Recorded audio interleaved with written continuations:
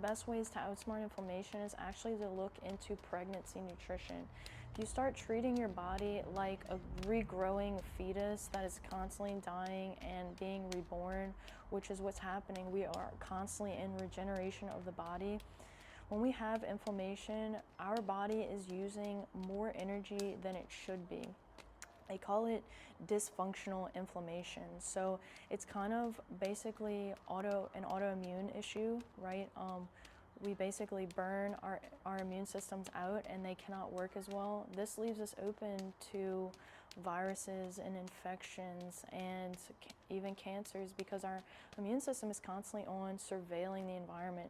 So if you're not getting high quality rest at night, if you're not waking up feeling good, you can almost bet that your immune system is a bit compromised.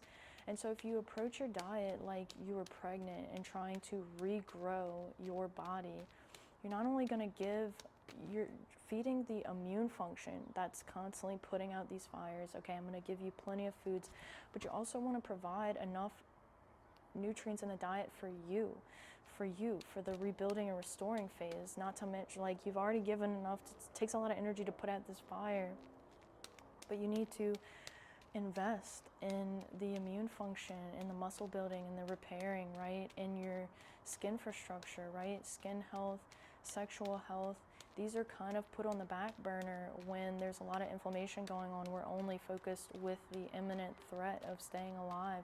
We've got to put out this inflammation. So all of these people having this low-grade inflammation for a really long period of time, it's unhealthy, right? Because one day the immune system, you're going to come across some sort of pathogen or virus or mutated cell, and the immune system's tired, and you don't want it to be gassed out. But also to mention, like, crossing over into all areas of mental health, we know the importance, like, low immune function is related in all mental health diseases, right? Because the immune system functioning is responsible for the deep sleep that we experience, the melatonin release that we experience, and like that insulin sensitivity the next day. It's responsible for the circadian rhythm and for cleaning out things that aren't meant to be there. So if you are experiencing that chronic inflammation, I invite you to start stocking up on these amino acids, see what happens, get some extra rest, get some high quality water. One of the best ways to fight inflammation is actually to lift weights, to resistance train, right? Because when we resistance train, we are asking the immune system to come in. When we ask it to come in, when we resistance train, this is a specific investment. So what that means is you can have bad investments, you can have good investments. A bad investment would be like me going to sit down and crushing a pint of ice cream, right? Because what is that going to leave me with? It's going to leave me with more inflammation. It's going to gum up my blood flow, so my blood is not going to flow as best. Elevated sugar levels, if my sugar is not taken care of, it's going to cause problems elsewhere with my other hormones. And so a good investment would be like weight training, right?